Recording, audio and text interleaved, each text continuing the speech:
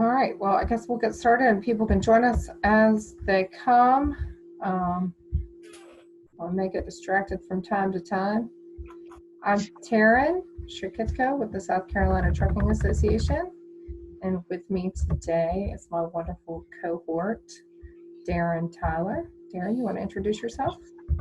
Good afternoon, everybody. I am Dearon Tyler, as Taryn has said. So welcome you all to this webinar today. Yep.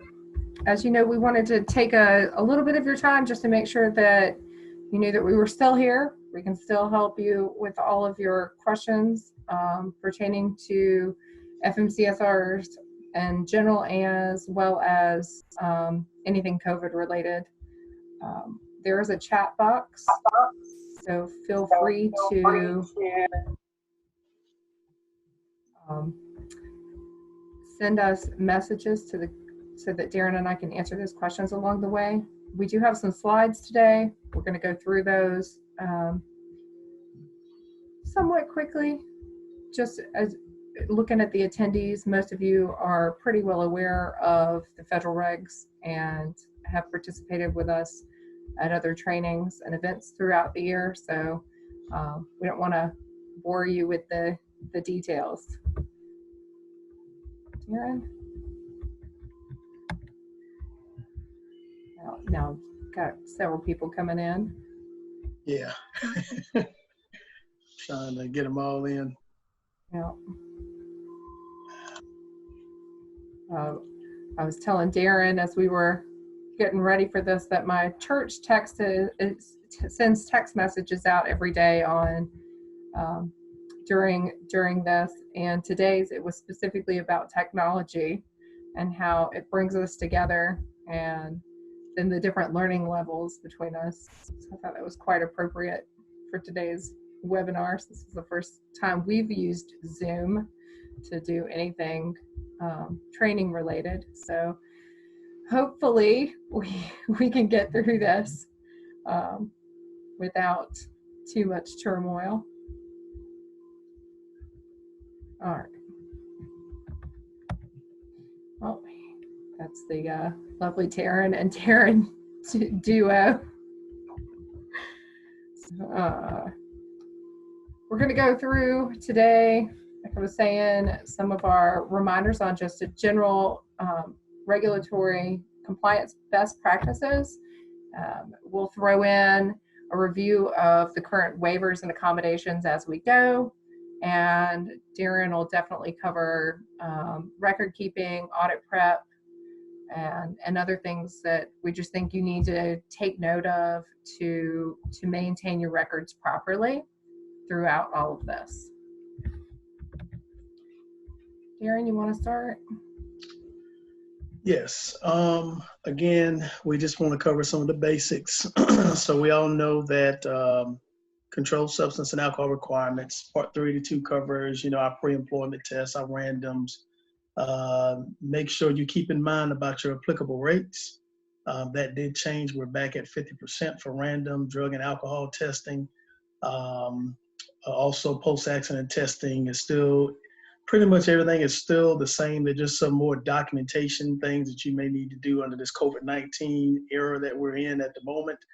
But pretty much everything else is pretty much the same. Reasonable suspicion, you still have to have is 60 minutes of drug and alcohol training if you have more than one employer or employee.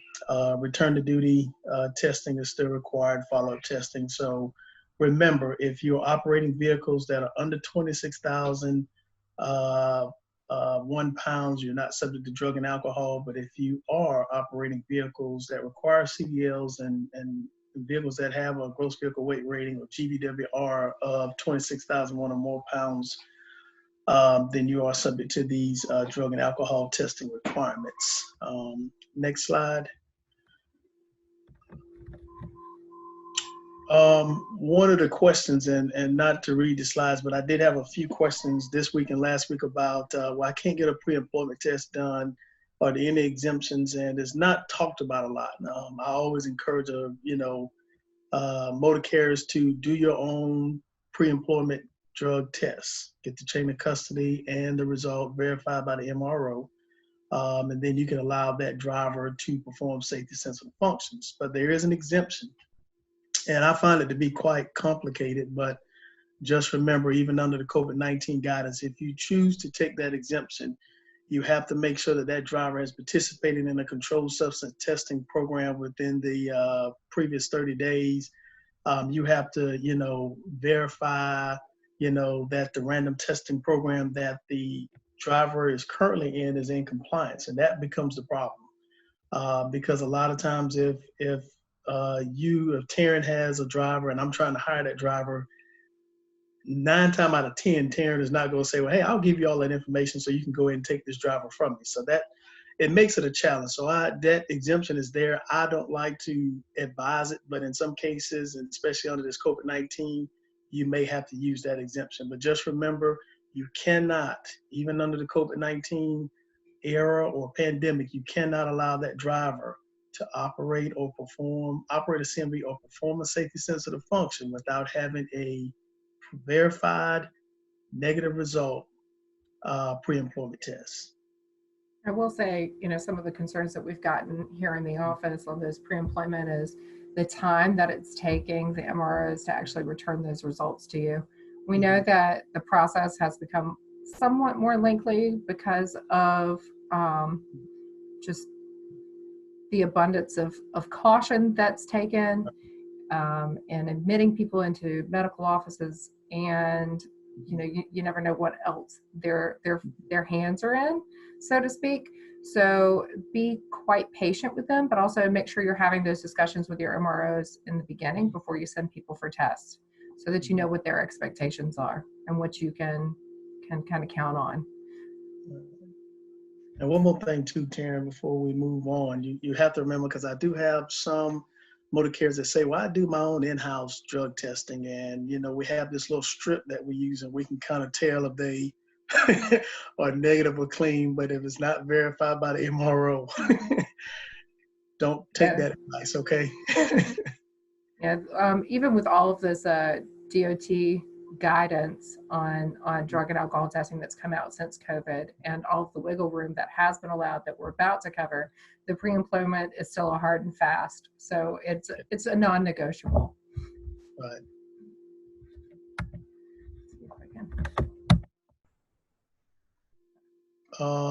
Post-accident testing requirements. Remember, it's still, fatality. We call it nurse, hearse, or tow. But always remember, if you got to get on the stand and testify, we don't want to use nurse, hearse, or tow. The requirements for post-accident testing is, remember, if it's a fatality, we know we're going to test. If there's bodily injury or disabling damage of any vehicle as a result of the crash and that driver is issued a citation, then we have to perform a post-accident testing. And I know some people will say, well, our insurance requires, or our company policy is that we test anyway. But just remember, if it's not required, then I would recommend you do it on a non-DOT drug testing form. But if it is required, you have to make sure that it is on a federal DOT chain of custody form. But just remember, the alcohol test has to be done within 2 hours. If not done within 2 hours, and you need to document why. You still have an additional 6 hours to get that alcohol test. So a total of 8 hours to get the alcohol testing done. If not, document why. And when it comes down to the drug test, just remember you still have 32 hours to get that drug testing, post-accident drug testing performed. Now, some of the questions I've had over the past couple of days have been, well, my driver is stuck in such and such a place and we can't get it done. Or I can't get to the driver to make sure to get it on, or we didn't know because the officer didn't issue us a citation until maybe 72 hours later. Just document it. Remember, if it's not documented, then it didn't happen. So you got to remember the documentation is key. Start from the time that the driver has called you and then start your time clock from there. But under the document on the COVID-19 guidance, remember, all it's saying is you still have to get them done, but due to the disruptions of COVID-19, document why the post-accident testing has not been performed, and you'll be sufficed in an audit. Yep. It's probably going to be a common thing throughout this entire conversation today is if it's not in writing, it didn't happen. Right. Right. And it's going to be pretty much the same thing for any drug testing that you can't get done. Just real quickly, it was, somebody called and said, well, we think we can get it done with the drug testing. I think it was a random test, but they said, well, we go in there, we might be infected because we don't have masks, and we get that concern. So document it. The good part about all of this that's going on is, I hate to say the good part, but you got to remember you have to document it. Everybody's in the same boat across the country or across the world pretty much. So documentation, same thing with randoms. If you can't get the random test done in that quarter under this guidance, as long as you're able to make it up before the end of the year, then you'll still be in compliance where you can meet your applicable rates. Does that make sense? Don't Dearon and sweat the Taryn, quarterly compliance. Mm-hmm. Somebody had a I question have a there? question right now. With this, this Craig Paquette here talking. If you are talking about documentation, please tell us what is the procedure for a proper, you say documentation, anybody can write anything. How do you need to make sure documentation is legitimate? I'll just tell you, just without getting into all of the details of formal documents, what I did, I created a regular Word documentation sheet for some of my clients. And what I did was just put the date, the time. If let's just take for random, for instance, okay, Darren was selected for a random drug testing in the first quarter, but we couldn't get into my documentation is going to be Darren. We could not get the test done within the quarter because drug testing facility had restrictions of only taking priority COVID cases at the moment, something to that extent. It's just going to be, and there again, it goes back to the relationship that I have with my random testing consortium. When this first started, if I was a motor carrier, I would have called and said, okay, well, what's going to be the procedures? You selected this. What are the procedures for getting my driver into that testing facility? And if whatever they told me, then I would say, okay, well, based on guidance provided by my consortium, the test was not conducted based on the selection date and period. However, a driver was scheduled for an appointment per random drug testing consortium. I wish there was more better guidance and documentation, but nobody could predict all this was happening. But that would be suffice. As a former auditor and sitting in audits, whether they're off-site and on-site, that documentation would suffice. Did that answer your question? Would you need Dearon at that point to also have that consortium go ahead and be the one to sign off on that with you? If they would provide you some type of email, and that's why it's good to send an email chain. If they don't do that, I doubt if they're going to sign off on it just for liability purposes. But whoever I spoke with, if it was an email, I'm attached the email to my company letter or my company letterhead and attach that email to it. If they sign off on it, great. Let them sign off on it and provide it so you can have that information in your file in case you're audited. Thank you. Okay. Yeah, I think if there are also any notices that are sent out from your MROs and drug testing facilities, make sure that you print those and keep those in your records. And just going forward, and like Taryn said earlier, it'll probably be the same thing all the way through. From the time this has happened, I would print off the declaration and any documentation that I have, save it on a folder. I can by almost 100% guarantee you that FMCS is aware of this time period. And I can't speak for them, but just my prior experience of working with FMCSA, they will, take that in consideration that during this period of time, there was some exemptions and some relaxed, rules and regulations. So enforcement may not be assessed or violations may not be cited. So just keep that in mind as well. And based on conversations with FMCSA and State Transport Police here in South Carolina, both are, fully on board with the fact that this is occurring. It is impacting business. There are going to be some differences. Of course, they know what the time frame is. And as long as you're doing your due diligence and they see that, they're going to be willing to work with you. Common sense hopefully will prevail. Right. And one of the things, and as we're coming out of this and going through it, nobody wants to, we have the famous attorneys and stuff that are on TV, nobody wants to get in a lawsuit. But remember, even if accidents do occur or incidents do occur, document why things happen, because at the end of this, you know how it is. If somebody was to get hurt or seriously injured or even death, fatality, again, they're going to try to nitpick. Well, you were exempt from these things during this time, but what were some things you could have done better? So just make sure everything is documented. And I can't hit that word, hard enough, but you just got to be mindful of for those instances that may occur. Okay. Dearon, since you touched on it, and this kind of jumps off topic, but the accidents, part of the FMCSA's emergency declaration guidance includes notification of accidents within a 24-hour period if you're operating under an executive order to the FMCSA office. So if you've run into any of that, or y'all have any specific questions about that, we can address those as we go. Reasonable suspicion. Pretty much the same thing. Reasonable suspicion testing.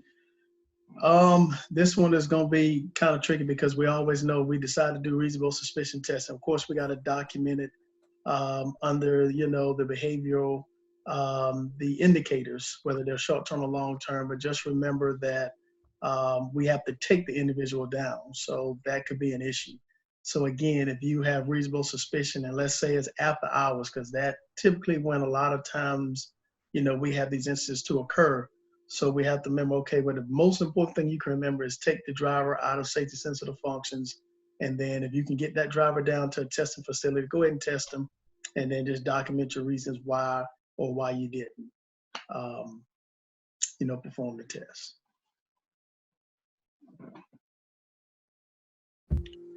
Questions? So sorry. No, you're good. Questions on reasonable suspicion?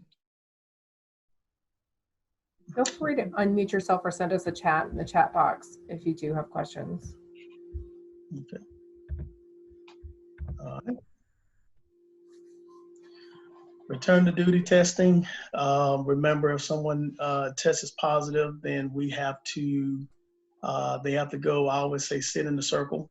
As one carrier said, they got to go sit in a circle and tell why I did and why I messed up. But everybody who completes that substance abuse professional program must have a return to duty test, and it has to have a negative result. But if you can't get it done, remember, do not allow that driver to perform a safety sensitive function, even though we're under the COVID-19 era. They still have to have that negative result before they can return back to safety sensitive functions. And then the same thing with follow-up testing. If you cannot get the follow-up testing done, then just document it. Specifically reasons why the test could not be done according to the testing plan. But just remember, when it comes down to follow-up testing, if let's say they were scheduled, I've seen these things, sometimes the substance abuse professionals say, hey, look, this individual has to take 2 tests 1 month, 2 tests the next month, 3 tests the next following month. Just make sure you document it. If you can make those tests up, excuse me, I could put a charge in. If you can make those tests up before the year is out, then just go ahead and get them done, but just make sure you document. The reason why we couldn't get the test done according to the SAP was because, COVID-19, restrictions. Does that make sense? Yes, and I want to throw in here because we're in this unique situation where we have people who potentially are out of work for extended periods of time, and this has been a question that's come up recently, is what do you do if they're out quarantining or dealing with COVID-19 and having to return to work? And that goes back into anybody not covered under your random pool for more than 30 days goes straight back into a pre-employment testing phase. So before they can come back, they would have to not do a return to duty, but do an actual pre-employment. Has anybody, I'll pose a question, has anybody had any instances where somebody was selected for a random and they just say, well, I can't go because we're quarantined and I can't get out? That's one I haven't heard of yet, but I didn't know if anybody ran into that yet. No, I mean, we've had people call in asking how they're supposed to be administering their random, and Right. just like just hit the pause button if your MRO is not going to be doing it. So just hit the pause button and make it uploaded. All right. This is what we were talking about. Just the general emergency declaration. You guys have seen this. We've been sending it out since March when it came out. You know, this is the beginning of the emergency declaration from FMCSA, which is the federal, which is a little more constricted than the state. The state is pretty wide open when it comes to emergency relief, and you know, if you have specific questions about that or what you're hauling, we're happy to help you answer those questions, of course. But if you are in direct emergency relief, of course, you have certain waivers when it pertains specifically to mostly hours of service. And so we want to just make sure that that is covered right now. You know, they're not exempted from the drug and alcohol at all. They still have to comply with a whole host of things, but when it comes to hours of service, it's pretty wide open, and it stops if somebody is fatigued. Then they stop. The hours of service waiver only is in effect from the time that they start hauling and for direct relief until they finish. If they are going to further commerce after that and there's a transition point, then there's a stop and they must take a break. So then the regular hours of service would kick in. Do you want to cover any of that? I think you pretty much summed it up. I did wanted to say this because I had a question, and I mean, it was a blatantly simple answer. Somebody said, well, are we exempt from insurance 387 because it wasn't in there? Well, duh, no, you still got to maintain insurance. That would be. You know, but other than that, I mean, you pretty much summed it up on the hours of service. Of course, if a driver's fatigued, then you might want to, you need to get that driver from behind the vehicle from performing safety sensitive functions. So a lot of this seems like common sense, but you'll be amazed. You know, I put in all of these frequently asked, well, not so much frequently asked questions, but a lot of the questions that have come up that FMCSA references. There's a lot of minutia and specifics that get into it. I think we're probably far enough along in this that if any of you that are on the call today had a question, we've probably already answered those specifically. But like I said, feel free to unmute yourself and holler if you need to. All right, so Dearon, you want to talk about some record keeping basics? Some of this is stuff we've covered in the past, but we want to reiterate a lot of it. Yep, and the regs, you know, I consider myself to be a reg person because I don't like truck stop talk. So we know 390.29 covers location of records of documents. So the biggest thing here is I like to reiterate, because sometimes carriers have more than one location, and let's just say you're based here. Let's just say you have a terminal here in South Carolina, but you're based in Texas. So in other words, you would have an additional 48 hours to get those records from Texas to South Carolina for the audit. Been in that situation, but you know, just make sure that you have your records and stuff. They must be stored at the principal place of business or a regional office. And just remember, you do have those 48 hours to get those documents to the principal place of business if you have another terminal somewhere where those documents are housed. Okay. Clearinghouse, go ahead. Yeah, you know, I put in here like that under COVID-19, there really are no changes when it comes to the drug and alcohol clearinghouse. I know we've gotten that question a lot. It's like, do we still need to be doing these queries? And the answer is yes. Like the latest that's come out from the FMCSA is that they're starting to collect some comments on allowing the state driver's licensing agencies to actually just like prohibit them from issuing or renewing or upgrading and transferring CDLs or CLPs if there's an issue found in the Drug and Alcohol Clearinghouse that would preclude them from doing so. But the other interesting thing to me is that they've been pushing out information to all carriers saying the number of carriers, the percentage overall of carriers who have not registered is extremely high. And that can still come back to bite you later. So when you're looking at what you need to be doing now in order to watch yourself in an audit later, this is one of those things that you need to be taking care of. We know you're preoccupied, but it's still a requirement, and we'd encourage you, if you haven't done it, to do it.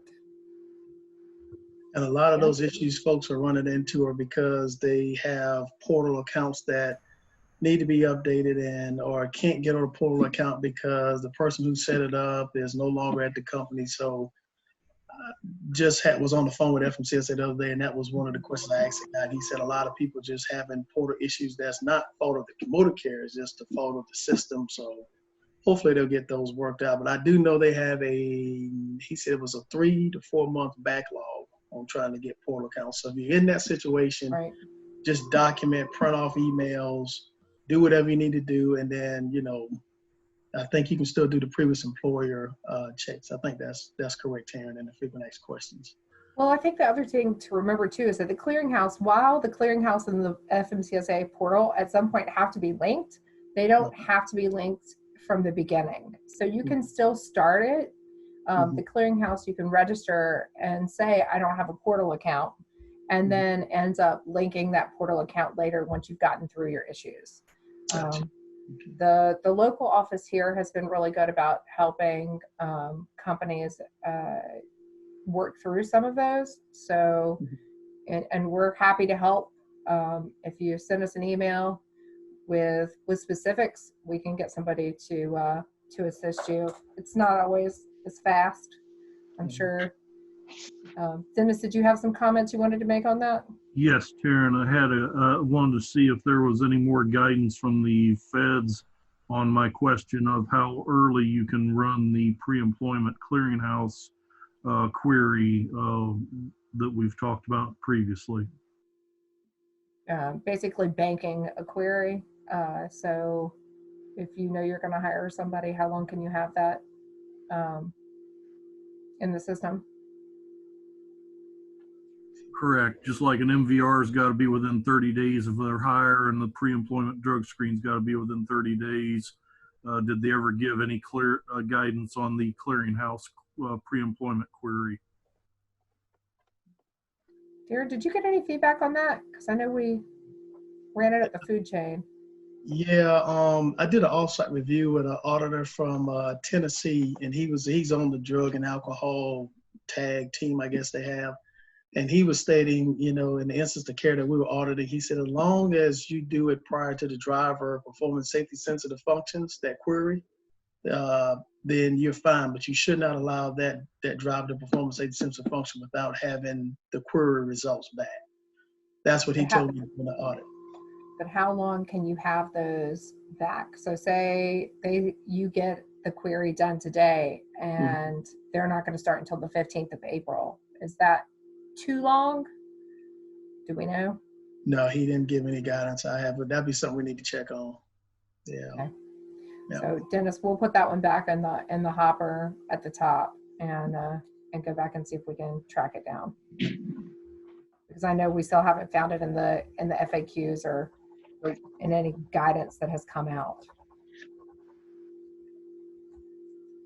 Somebody was asking me earlier what was going on with one part of FMCSA and it having to do with their technology. And it's like, I'm pretty sure that it has been delayed because the clearinghouse was such a disaster on their rollout, and then COVID happened right behind it. And now priorities have changed. So all of those things that we were in the process of working on when this started have just kind of taken a lower place on the list. So we'll put that one back up there. All right. Change the slide here. All these little windows open. There we go. There we go. Is it one before that one? Electronic signature. Yes. There you go. So copies of records of documents. Remember, a lot of times folks always ask me, well, Darren, we don't have any hard copies. Can we use scan or photocopies? You can. They are acceptable. Just as long as that they're legible and it still can provide whatever information, such as maybe it's a driver file and you have the application scan. As long as it has the required information, then you can use electronic or scanned photocopy documents. Myself, just preference. I mean, I would prefer to have the original document, but I have accepted, and even representing people doing audits, they are acceptable now, scan or photocopies. Just make sure before you destroy any document that you make sure you always have it scanned in, which should be common sense, but you'd be amazed. Some people say, well, I didn't know I need to keep that, so I threw it in the trash. I'm a hoarder. I have some motor carriers I've been to, they hoard documents and they'll keep documents forever because that's just their process. But you can have some acceptable forms of how documents can be kept, can be photocopies or scanned. I want to get into the hoarding thing because that sometimes works against you, so be careful. Okay. All right. Anything else? Yep. Security wise, just remember, most carriers have their drug and alcohol documents properly secure because that's one of the ones that is required to be secure, but all your documents should be locked up. I don't think you should have driver files because you have social security numbers and things like that on it, people's addresses and phone numbers. You don't want to just have that open access to everybody. So just make sure that you maintain all your FMCSA documents in a secure locations. That way you can protect your drivers and employees' confidential information.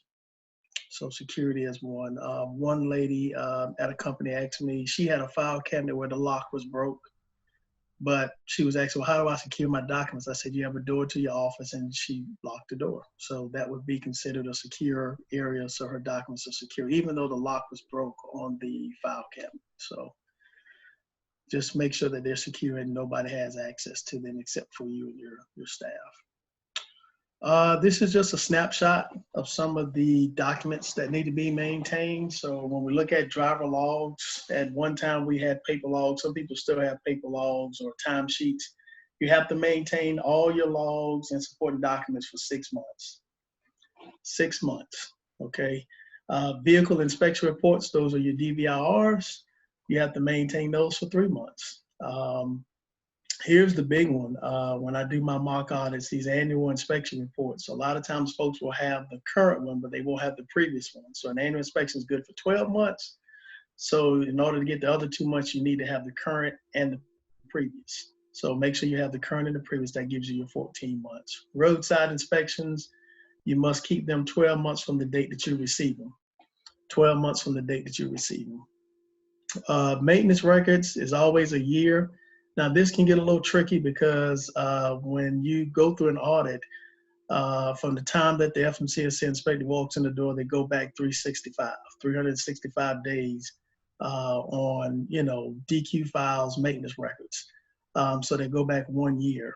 But if a vehicle leaves your control, you sell a vehicle or you change out lease vehicles, then you must maintain a maintenance file on that vehicle for 6 months. Positive tests, anything pertaining to positive tests is 5 years. Negative drug and alcohol tests is 1 year. And DQ files is for the whole and duration of the time that the employee is employed. You must maintain that file. And after that employee or driver leaves your employment, then you have to maintain that file for 3 years. Okay. I put this slide in here for, just remember FMCSA would expect to see training in all major areas, policies, procedures on major areas, ways that you systematically monitor and track. Some people use Vigilo, some people are using J.J. Keller Fleet, Maddox, or Fleet Mentor program. So all those things are subject to be audited or examined. but no mandatory retention periods because they are the best practices show compliance. So my thing is just make sure that if the hair stands up on the back of your neck and you actually say, should I keep this? It's probably a document that you should maintain. Okay. You know, I want to bring up on this on the safety management controls. Some companies are actually changing their, current processes and procedures as it pertains to drivers, etc. Is there anything COVID related that we need to talk about? And if they're making changes to their safety management controls due to the current pandemic, is that just something they need to put in a file and hang on to? Do they need to flag it? I mean, what do you suggest from an auditing standpoint? Far as, give me an example of something. So say they're changing the way that they're, all of the health related stuff when they're talking about like, oh, we're checking temperatures at the door, we're requiring masks and stuff like this. It becomes like a written policy for now. Do they need to keep that policy and just hopefully when this is all done in very short order, we file it away and should anything come back out of it, from like a risk management perspective, we can say, oh, that happened during COVID. Let me go back and pull up my COVID file. And these are the changes that we implemented. And this was the policy that we put in place during that time. And this is what we required. I mean, this could be from like an employment standpoint, a safety, a workman's comp, like there's all kinds of questions out there. And I know we're going to do some follow-up webinars in the next couple of weeks on these specific topics, but just from like your perspective as a former auditor, like how would you suggest that they handle this? One thing I will always tell you to remember is to remember if it's not pertaining, let's just say Taryn mentioned taking temperatures, well, that's not anything subject to DOT requirements. So if you decide to change your management practices and it pertains to the safety sensitive functions or something pertaining to DOT, of course, by all means, that would be expected and examined. So I would always have a separate file and I would put those things in the file and say, okay, if it affects something such as, let's say, well, the reason why Dearon could not get his medical card was because his temperature was high and we determined that he was positive for COVID-19. So in that case, then I would make a note in the file, document that and put it in a attach it maybe to the medical card or something like that. It might be expired. But, anything that's not related to DOT, I would just keep it in a separate file. And by all means, print this declaration off and put it in your files. And so anything that comes up during that time that it may slip through you. It may slip, especially of a huge operation. And you may say, well, we can't remember what happened during that time, but we do know it was something pertaining to COVID-19, but we have the declaration, you may be exempt from it if it's one of those major violations. So just keep that in mind. I hope that answered your question. But I think the best thing to do would be to print off the declaration and just put it in your files and say from April or let's say the end of March up until this ends, we could have anything happen during that time.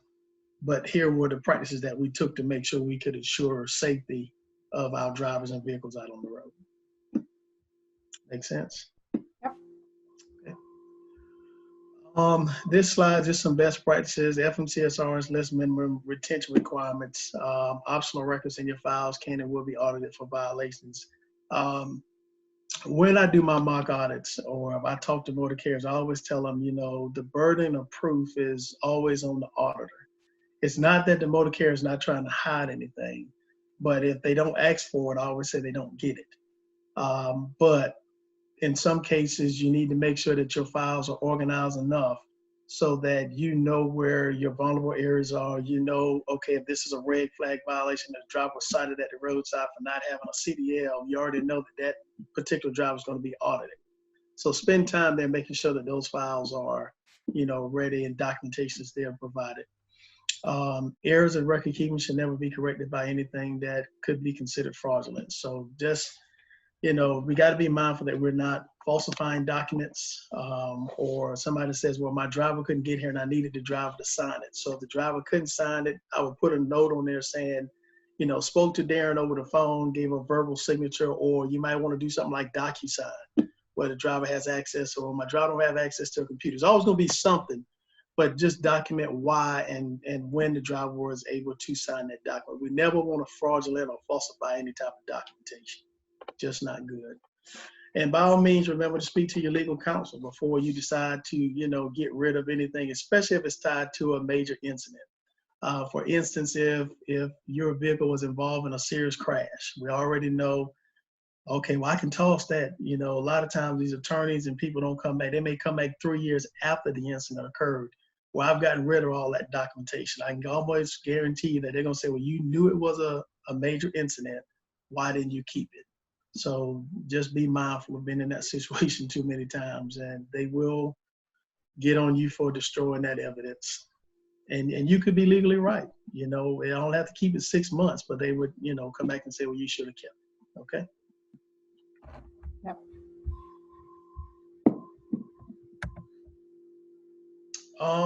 Audit prep. Right now, I put in there off-site DOT investigation because, of course, most of the safety investigators are at home and they're not traveling. They're not able to come out. So mostly the investigations that are going on now are off-sites. One thing I did learn in the Tennessee off-site investigation we did a couple of weeks ago is when the motor carrier is considered a high risk or some type of major incident occurred with the carrier, they will stop that investigation and wait until they can come out and see you. But for the most part, when you are preparing for audits, I think the most critical thing that a carrier can, indicate to the auditor is that I can't provide you an equipment list and a driver list. I think you should have that prepared, ready to go. If you need an example of one, I have the ones that the auditors are currently using. They're pretty much stationary across the country. But if you want a copy to see what information that they're going to ask you, even their questionnaire about hours of service, we can provide you those documents if you want to just send us an email. But make sure you have a driver and equipment list. That includes all drivers that are in vehicles that we either terminated or was in your fleet in the previous 365. That's critical. That sets the tone for most auditors. If they send you an email and you can't get that driver and equipment list, maybe within, I would say 48 to 72 hours, that's already an indicator that you may not have your safety program where it needs to be. It's just an indicator. I would also say visit the safety measurement system, the SMS. You'd be amazed how many audits that go on, and I represent people doing audits. And, and the auditor shows up and they say, have you visited and saw what your scores are or your violations? And they'll be like, I don't even know how to log in. So make sure you become familiar with it and the website is there. Again, log into your carrier your portal. If you don't have your US DOT PIN number, which there was a consolidation, I think we're going to cover that, but there's a consolidation of PINs. It reads like stereo instructions, but guess what? It seemed like there was a PIN issued for MX numbers, which is Mexican numbers, MC numbers, that's your authority. All of it's been combined into one PIN so you can access all your information. If you don't have your PIN, you can request it via email. They'll even mail it to you. So just make sure if you don't have it, you can go to the website and request your DOT PIN number. All right.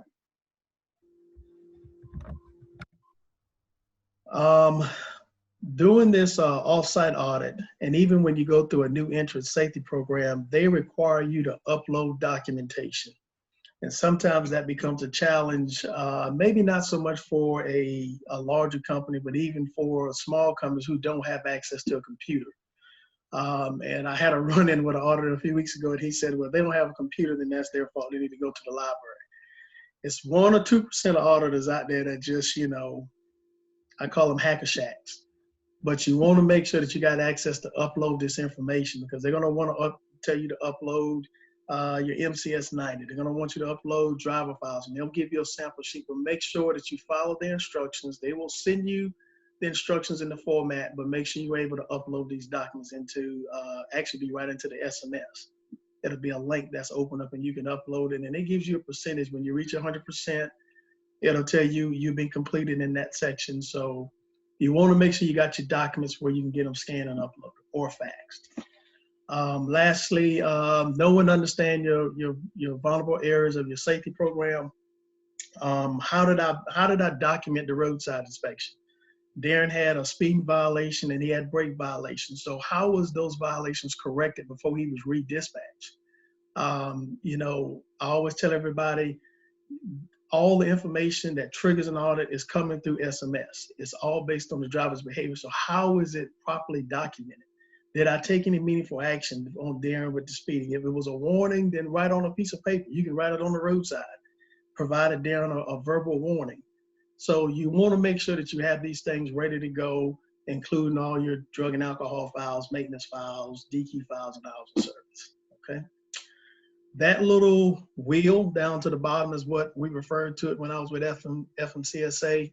It's called the safety management cycle. Use this to your advantage, because if you use this, it could help you develop processes and procedures to make sure that you got everything covered in your safety program. One of the things I noticed in the audit that I got back from the offsite was that the auditor puts in process breakdowns based on the safety management cycle. So for instance, if it's roles and responsibilities, then they're going to put roles and responsibilities. Motor carrier failed to identify who the safety director was and provide responsibilities for that person. So use this tool. It's on the website, FMCSA website. It's a great tool to use. Before we go on, I don't think I actually have a slide about the FMCSA PIN number, so I want to cover that real quick. We did send it out on the 27th, which was day before yesterday, when it actually went into effect. Every carrier and any other FMCSA regulated entity is impacted by this. It basically eliminates and consolidates everything into your US DOT PIN number. Most of you are already using that. If you have any, if you don't know your PIN number, we can send you that link and you can make sure to reset it. And it just takes place of, so you got nothing else at this point.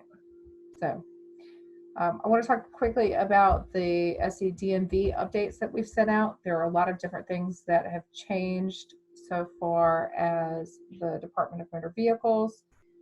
They have been really good about assisting us in making sure that commercial motor vehicles and those companies operating CMVs and CDL holders, CLP holders are being taken care of. We're still working on a few things internally, trying to get just some little straggling things that are still hanging out there taken care of.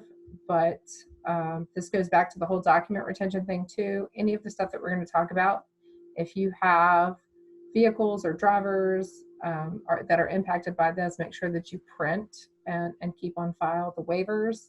Also make sure that you document your attempts, whatnot.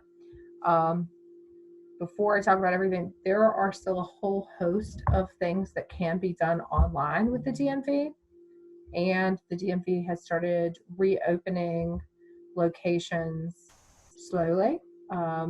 When it comes to those who can help with commercial motor vehicles or our CMV, like specific stops, there were 6 out of the 9 that were operating for some CDL stuff. All IFTA and IRP is being handled through Blythewood, but they've made accommodations for new purchases. Any of you that already have vehicles that are in IFTA IRP, you should have access to an online portal. You should be able to do all of that, your renewals online, and we'd encourage you to do so. Some of the specific things that they're working through and accommodating for, of course, are those that the FMCSA has given them 3-month waivers on. And we've been given waivers specifically for medical card updates. So those who have medical cards that were valid up until the end of February with expiration dates after March 1st are still valid until the end of June. The note here being that you still need to carry a paper copy of your expired medical certificate. If you have drivers who are still getting their medical cards updated, you can still submit those. There are a lot of just as information. A lot of DMV employees are working from home. There's limited staff that's kind of rotating into the office. And then some of their staff has actually been put on loan to the Department of Employment and Workforce to help them answer calls because of the huge upswing in unemployment cases, which you're all aware of. So they're still working. Just kind of, and another interesting note is that if you do have drivers who have medical cards that are within the expiration window, they did not tweak the system. They're still going to get notification that they need to update those medical cards. And they're still going to, the notification is still going to say if you fail to do so, then you're going to be suspended or downgraded. You can basically ignore those notifications for right now. Make sure that you still have the documentation in the form of the expired medical certificate and the copy of the waiver from DMV and FMCSA. But instead of flipping the switch internally in their program to stop those, they left that part just going because they didn't know when they were going to have to flip the switch back on. And so they just kept it going because there's a cost associated with changing technology. Okay. So let's see. The CLPs, most of y'all don't need to worry about CLPs. Well, we are dealing with some CLP, CDL issues with our CDL schools outside of this, and have had lengthy conversations with it. I want to note that these resources that we've been sending out, the fmcsa.dot.gov/COVID-19, the dmvonline.com, and I specifically put out the news on here because any changes that are occurring to the openings or hours of DMV locations are under this news tab. They're not actually like on the front page, so it takes a little bit of searching. SCTA, of course, is sending all of that information out to you as it comes out. The plan right now from DMV is to have all 66 locations operating on a Monday, Wednesday, Friday basis with, of course, limitations for social distancing, etc., beginning May 4th. So starting next week, they'll start opening those locations back up. And of course, SCTA's website, sctrucking.org/news. And every one of you is on our mailing list, or you wouldn't be on this today. If you're not a member, we'd encourage you to join because we like to think that we provide a lot of value. And Dearon and I and the rest of the team are just an extension of your office. So, and then ATA, which is the trucking.org website on here, has a consolidated COVID-19 page that called a hub that is providing information for every state trucking association. They've consolidated it since they're our, I hate to say umbrella, but our kind of catch-all organization. So we do have a lot of resources there. Here's our contact information. It's 2:55. Please, we didn't want to keep you on here forever, but we want to make sure that we've covered everything and we've answered any questions that need to be answered. So do you have any other questions out there that you want to send to us via the chat box, or go ahead and unmute yourself and holler those out?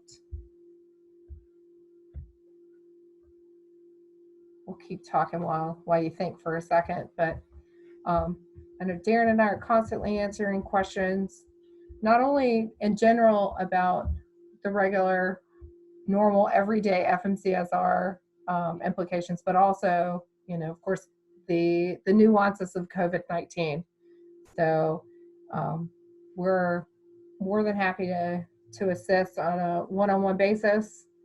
Email is great because then it goes into your chain and your documentation. I will say that none of today's information is provided on a legal basis. So We are simply a resource for best practices and knowledge sharing, and we hope that we accomplished that. Dearon, do you have any other closing thoughts? No, just thank everybody for joining, and we thank the ones who are members of the Trucking Association. Thank you for your membership, and that's all I got. Here to answer any questions if you got them. I'm not seeing anything pop up. That means everybody got it. I guess so. If there are any questions afterwards, don't hesitate to email us or give us a call. We really appreciate you being on here today. We know that this is a struggle for everyone, and we're really looking forward to getting back to normal as normal as we can. So thanks for enduring the Zoom with us for our first time. That's well. That's right. All right, guys. Y'all have a great day. Holler if you need us. All right. Bye.